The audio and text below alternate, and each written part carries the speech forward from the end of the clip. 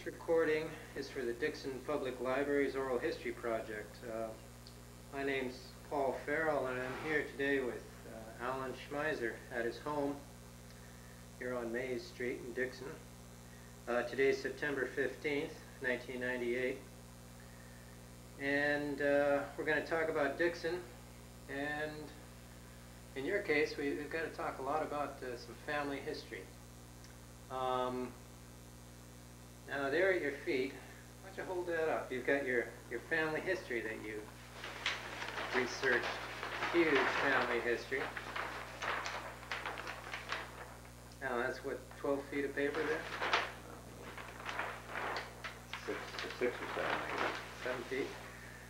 So, you're an expert. Now tell me all about the Schmeiser family. What do you know? How far back? Well, my great-grandfather came from Germany in the 1850s, and did he come and have something to do with the gold rush, or? No, he didn't. Actually, I think he and his brother, who came before him, left Germany because lack of food and lack of work, and they came here at a young age. His brother, George, came first and came to San Francisco and settled in Sacramento. And then unbeknownst to him or his brother Gottfried, who was my great-grandfather, he came a couple years later. He came to San Francisco, got off the ship, and walked up to Placerville to the gold mines, figuring that that was his, the best place to start to get a job. And when he got to Placerville, evidently he was sitting around with some other German people, and they said, did you meet the Schmeiser that lives in Sacramento? And he said, no, I didn't. I didn't know there was one there. So he turned around and walked back to Sacramento, and lo and behold, it was his brother. He didn't even, realize or know that he was in California, let alone Sacramento, and that close by. So anyway, he came, and they worked together. They were both, working sort of as engineers in Sacramento. And then Gottfried, my great-grandfather, he moved to Davis and settled. What? Shall we get that? Well, no, unless you just want to keep it off the tape. Yeah, let me stop this whole thing. You can grab the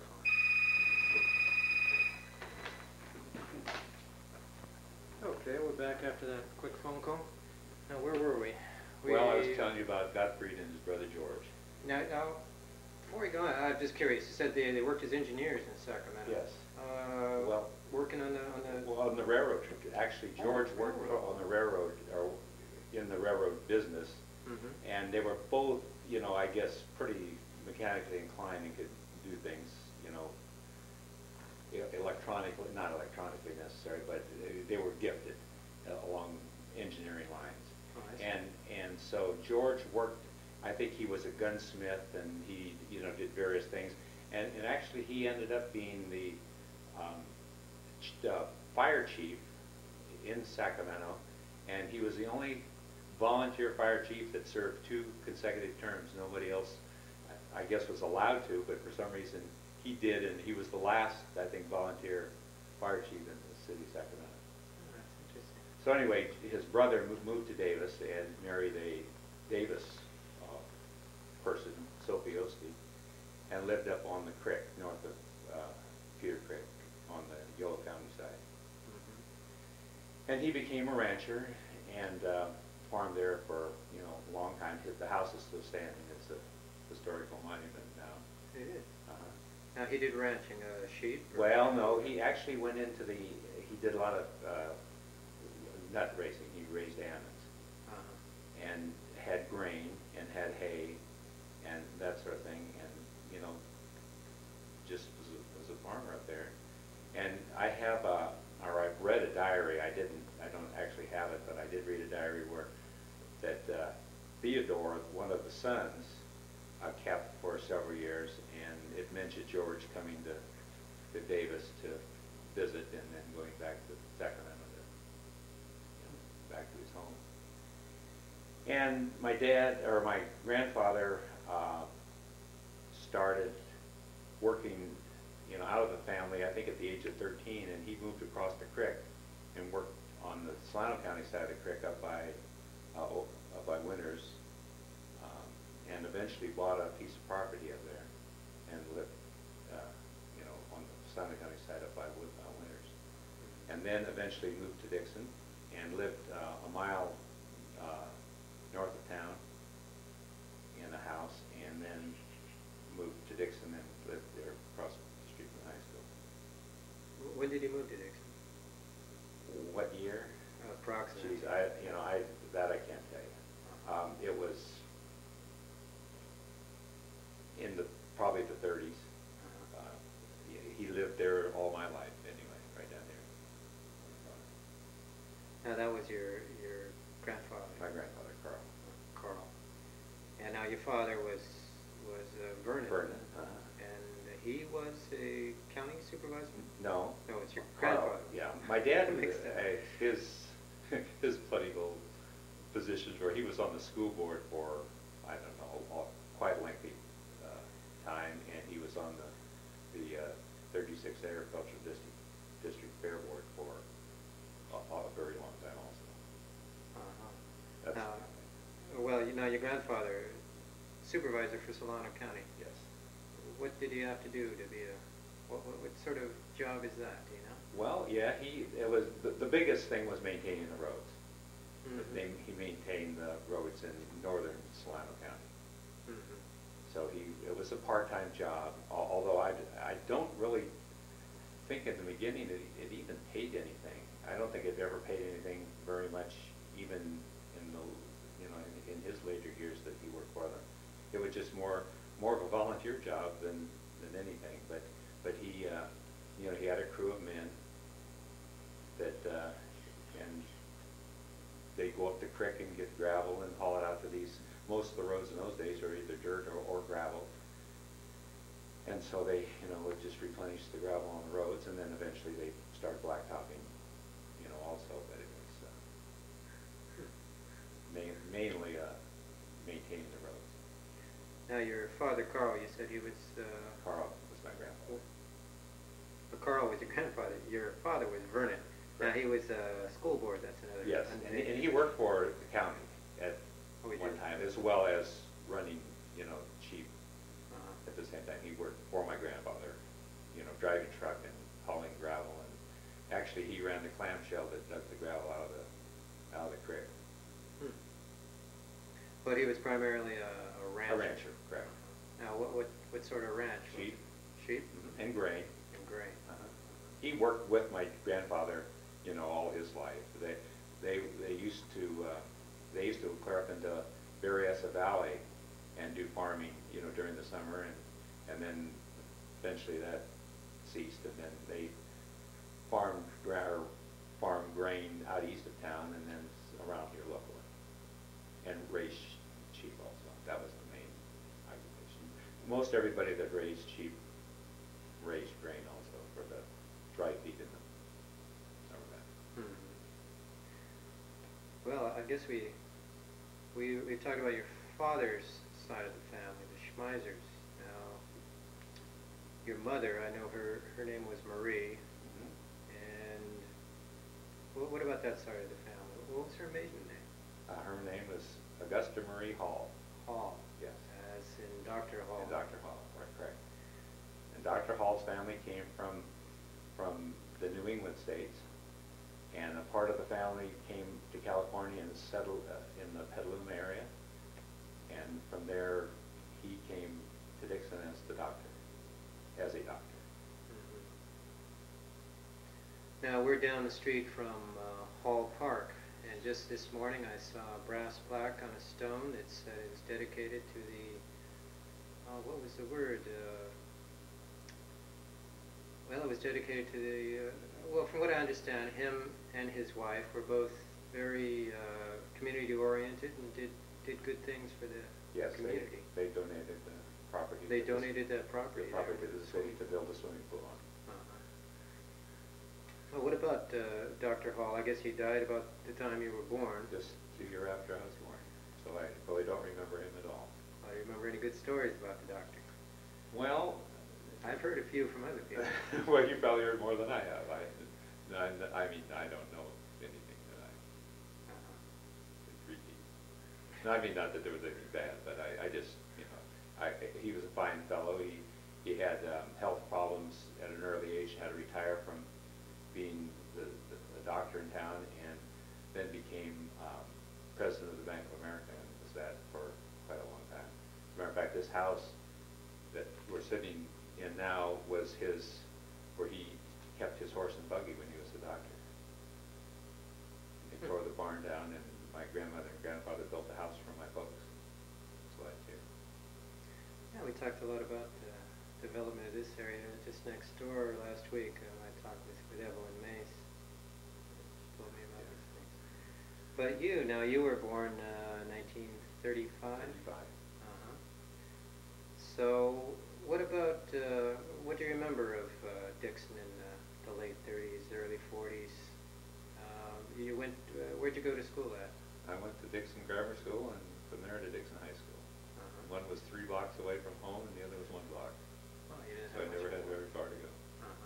Oh, what was the grammar school like? Well, it was a nice school. C.A. Jacobs, Chris Jacobs was the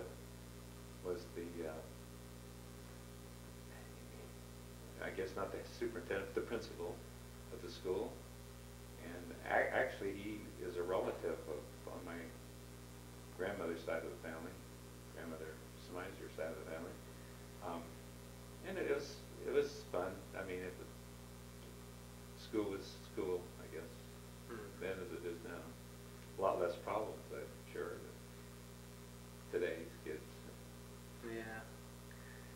And then the high school, good memories of high school as well? Oh yes, high school was a fun time. Studying wasn't so bad, but sports were fun. Yeah, Dixon has a pretty good history of sports. Yes, it's always been a big athletic night. Even as far back as when my dad went to school, there were rivalries that were known countywide. Yeah, Vacaville and Winters. I talked to a former cheerleader, got her name? May Azevedo. She was a cheerleader. Her daughter was a cheerleader, and her granddaughter is a cheerleader for Dixon High School. Yeah. Yeah, Vacaville was a big enemy. Yes. Yeah. Did you play sports in high Yes. school? What sport? You played everything. Oh, really? Sure. Dixon wasn't so big that, I mean, there weren't enough kids to go around to just play one sport, so I played them all. Well, now you mentioned grandfather was supervisor and fixed up the roads, and your father did a little work in that area. I guess when you were a kid, it was all blacktop out there, the farm roads? Most of the, well, you know, the state highway was obviously blacktop, but you got off of that, and most of them were gravel roads out in the outlying areas. And now you grew up in town. You didn't grow up out on a ranch like generations before you. No, actually I was born and raised in the town. Well, what about ranching and farming? Did you get to see much of that? Oh, I did it just like my grandfather and my dad did, yeah. I worked for my grandfather when I was in high school in the summertime. And then when I graduated from college, I just came home and joined my dad. Now, as a kid in the summertime, what kind of farm work or ranch work did you do? We harvested grain. Harvested grain? No, it wasn't going into sacks of grain back then, was it? Well, actually, sacks had they were still used, and bulk was kind of coming into being. So, and we had a bulk. We converted the harvester from a sack operation to a bulk operation. So we went into a grain bin, and then we augered it out into a truck as when the grain bin was built. So I ran the harvester, and my grandfather sat there and told me how to do it. Now, this was all mechanized, right? You didn't have huge teams of horses? No, it was tractor pull. Tractor pull. Although I have pictures of my grandfather and his 32 team mule. 32? I never heard of such a huge. Yeah. 32 mules. 32 mules. They hooked up every morning and unhooked them at, enough for them to eat and drink at noontime, and then hooked them back up, and then unhooked them all at nighttime. So it was you got up before sunup to get that ready. Now your family was involved in grain. What else? Sheep. Sheep. Primarily sheep. What did you do? Did you do any work with sheep yourself? Oh, sure. Well, I mean, you move sheep, or we didn't shear our own sheep, but you had to wrangle the sheep, and there was always things to do. I don't know anything about sheep. You said wrangle the sheep. Well, that's you move them from one sheep from one field to another, or put them in pens, and when you're shearing, you separate the ewes from the lambs, and that's what wrangling is. Just working with the sheep. Well, now, so that's your pretty much your experience out there in ranching. And I continued it till just recently. You went off to college, came back? Went off to college, came back, and became a rancher.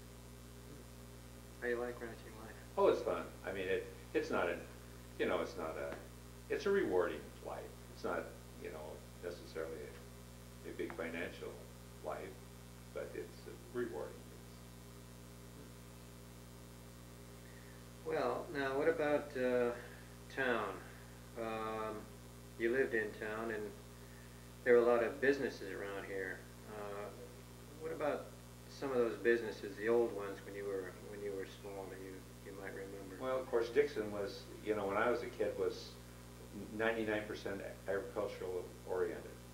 Everything had to do somewhat with agriculture. That there were no other types of industry. That we had 2 slaughterhouses. We had a big grain mill.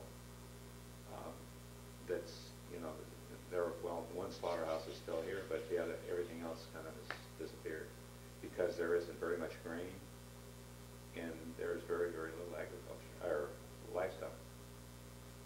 And a lot of that had to do with the building of Lake Berryessa. Prior to getting water here, everything was dry farming, and dry farming was raising grain. And then when you have grain, then you have livestock to feed off the stubble fields. And when Berryessa came into being, they started irrigating everything, a lot less grain stubble to feed your livestock. So, eventually the livestock industry kind of dwindled away. I didn't realize there's a real connection between the grain and livestock. Oh, yes, you have livestock, and in the summertime you cut your grain, you harvest your grain, and then there's what's left is good feed. It's good sort of cheap feed.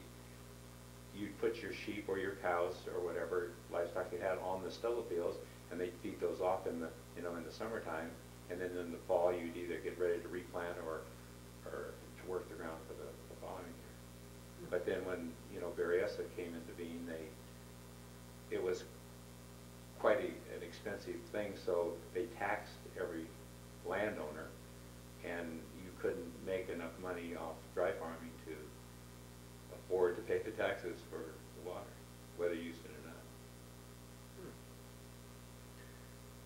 not. Now what about back in town? Now your great uncle, he started Schmeiser Farm Machinery. Theodore was his name.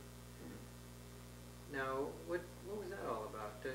Well, he was kind of an inventor, and my grandfather, and he sort of invented the Ammon Huller. He made the first Ammon Huller,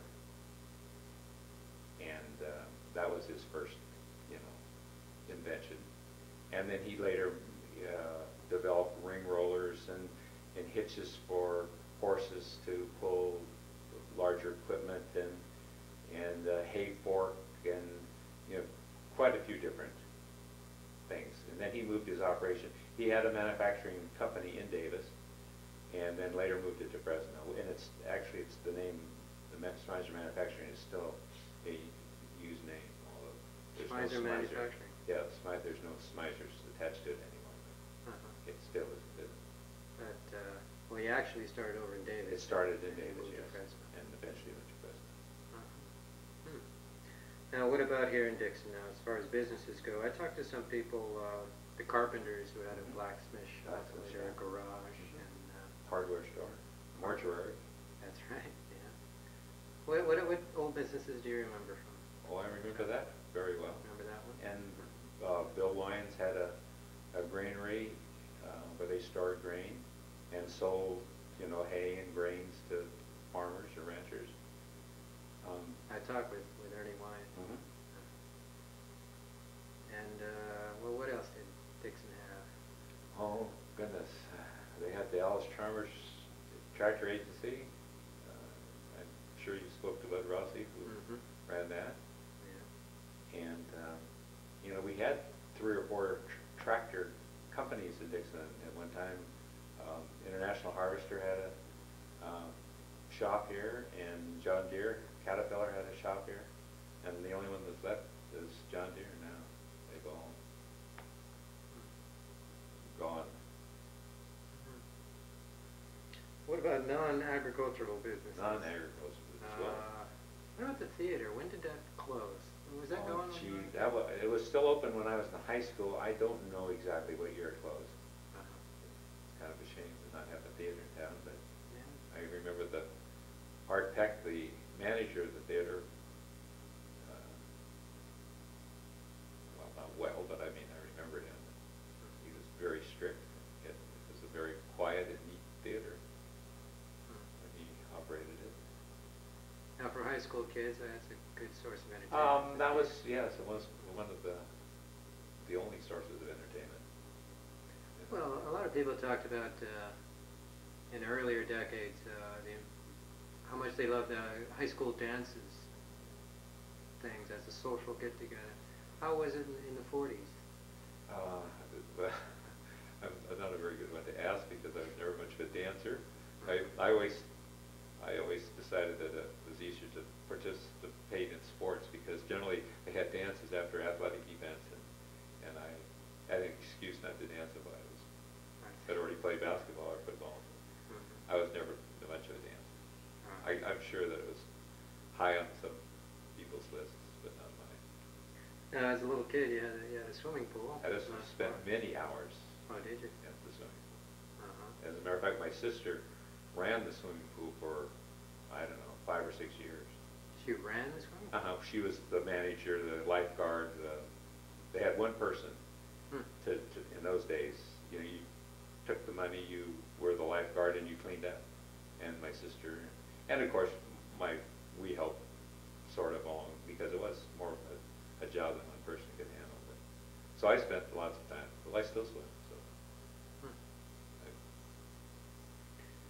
Well, another thing I guess was a lot of fun is the Mayfair, and the Mayfair parade and all. Oh yes, I can remember when it was.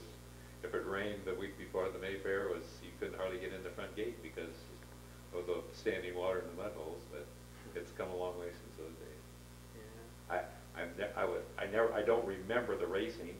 I remember hearing about it. I remember all the stalls that they had for the horses.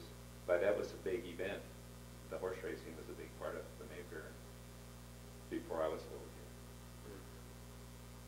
Now the parade had a queen, and didn't the queen come from Dixon High School? Oh yes, my sister was May Queen one year. Your sister? Now there's another parade, I think it came to an end in the 1940s, was the Holy Ghost Parade. The Portuguese. The Portuguese. Yes, Portuguese picnic. Do you remember seeing that? Oh yes, I remember they used to have fireworks at the fairgrounds. That same weekend they used to put on a big fireworks display. Now that's the Portuguese, and you're German, and I always hear that the Germans did dry farming, the Portuguese did dairy. Why did that work out that way? I would guess that came from their homelands. I don't know. I think dairying must have been a bigger, industry business in their country. And the Swiss were also in the dairy business, but around here most of them were Portuguese. Those are the two big groups in Dixon, I'm sure, the Germans and Portuguese. Actually, Swiss Italian, I've been told. They're not really Swiss. Yeah, that's true. And there were quite a few Irish. Few Irish. Kilkenny. Well, what about some of the, I guess you call them organizations that serve to bring people together? I can think of the Rotary Club, and I know the women had some sort of... Well, I don't even remember there being a Rotary Club when I was a little kid, but there could have been. That might be a recent development, I'm not sure. Yeah, I mean, it's been here a long time, but as a little kid, I really don't remember. Wouldn't be aware of that. Yeah. I guess another social thing would be churches. Churches had potluck suppers and things of that nature, yes. Well, now your grandfather was a doctor. What about, of course he died when you were, about the time you were born. What about some of the doctors in town that you remember? Do you remember any of them? Oh, sure. Dr. Parsons was probably the first doctor that I remembered. No, excuse me, Dr. Stolley was the first doctor that I remember. Dr. Stolley? Dr. Stolley, and he lived just a block off Main Street. And then after he passed away, I think Dr. Parsons and Dr. I'm going to mention his name a few minutes ago, Dr. Flora were the two doctors in town. And then after that, you know, there were several, Dr. McCarthy and Dr. You know, I probably could remember the names if I sat here and thought about it, but those were the old doctors. Dr. Cumley was the first dentist that I remember, and Dr. Wrigley was also in business at the same time, and was a doctor, dentist here for a long time. His office was up above the post office. And you had to climb about 40 stairs to get up to his office, and boy, those were drudgery steps when you had to go to the dentist. Every one of them creaked all the way to the top. It was not a fun place to head for. Well, I've talked to other people about well, the times they grew up in. People grew up during the era of Prohibition and during the Depression. I guess you were in the tail end of the Depression. Yes. But you must remember, even though you were very small, you must remember World War II and the effect it had. I remember World War II. Yes, I do. What do you remember about that? Well, I remember I was standing on the church steps when we got word that Pearl Harbor had been bombed.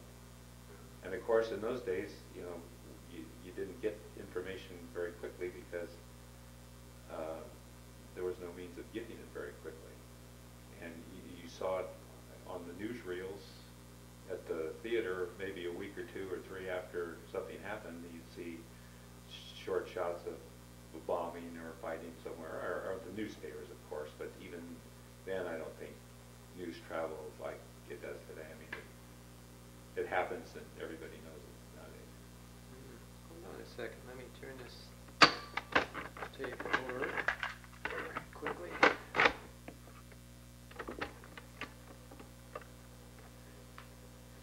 Now, you said the news didn't travel very quickly. Rapidly as it does today. You grew up in a time before television.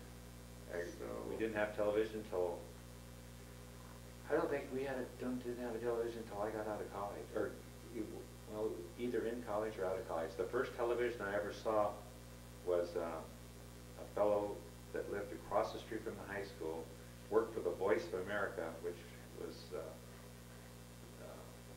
base out here out of town that had contact with the Far East. And he built his own television set, and that was the first television set I'd ever seen. And we went down there one afternoon or evening and watched on his screen, which was about 6 inches square, and that was the first time I'd ever seen television. And as a matter of fact, we didn't own one for many years after that. So radio was the sole means of entertainment. What kind of? I think of Jack Benny, but you were in later years. No, Jack Benny was on the radio. Jack Benny was, of course. Sure. Yeah, and Groucho Marx, and I Love Lucy. And, Sullivan was big. I didn't even realize it. Ed Sullivan was on the radio. Oh no, excuse me, I was thinking of television. Oh. Excuse me, you're correct. Well, you know. A lot of radio became television. Yeah, true. And you know, Blondie Dagwood was on the radio. And you know, as a little kid, I didn't listen to the radio. It didn't seem like too much, except you know, just before like supper time, it used to be Terry and the Pirates and the Phantom and different 15-minute segments that you wanted to listen to and you just didn't want to miss because you didn't want to lose out on what had happened today. And then really in the evenings, you kind of did your homework. You didn't listen to the radio. Well, what about news? And I guess we should go back to World War II. I guess you were just 6 years old when the war began, but 10 years old about when it ended.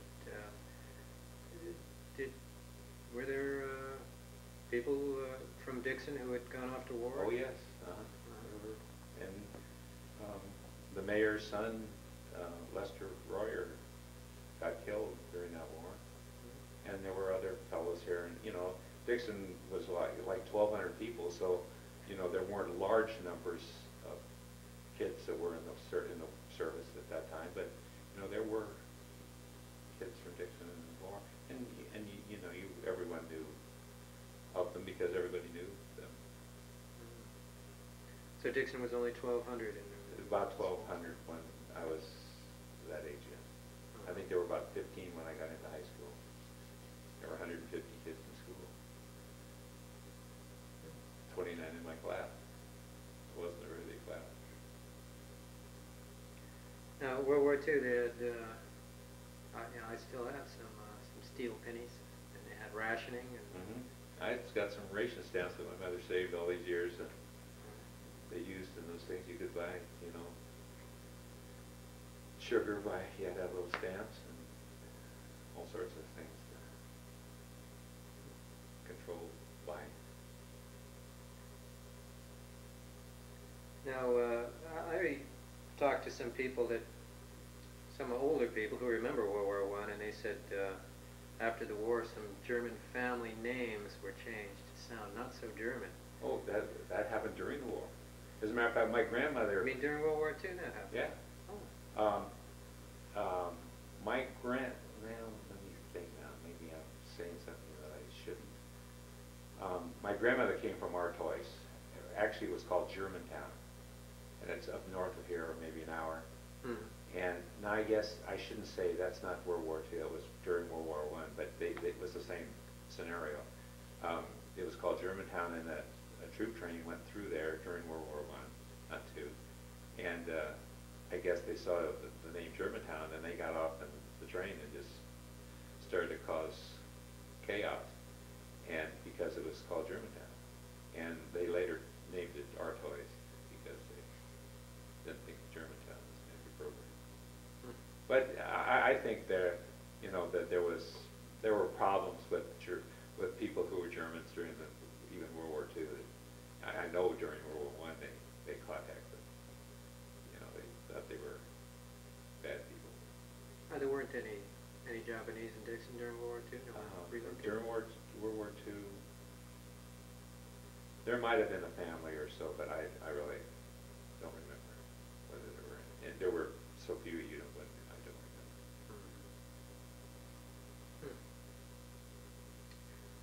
Well, let's see. What should we talk about now? Have I skipped something important? Oh, I don't know. Well, what do you like about Dixon? You stayed here your whole life. Well, yeah. It's a nice, quiet town. It's small. It used to. All these little small towns used to have. People used to kid about being little one-horse towns. It didn't amount to anything. To tell you the truth, I wish there was a little one-horse town again.